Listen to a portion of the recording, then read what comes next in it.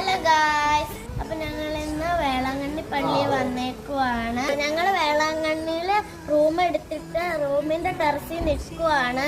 അതാട്ടോ guys Velankanni പള്ളി. ആ പള്ളിയുടെ അപ്പുറത്ത് കടലാണ്. ആ കടലിന്റെ കാറ്റാണ് നമുക്ക് കിട്ടുന്നത്. തണുത്ത കാറ്റാട്ടോ ഗായ്സ്.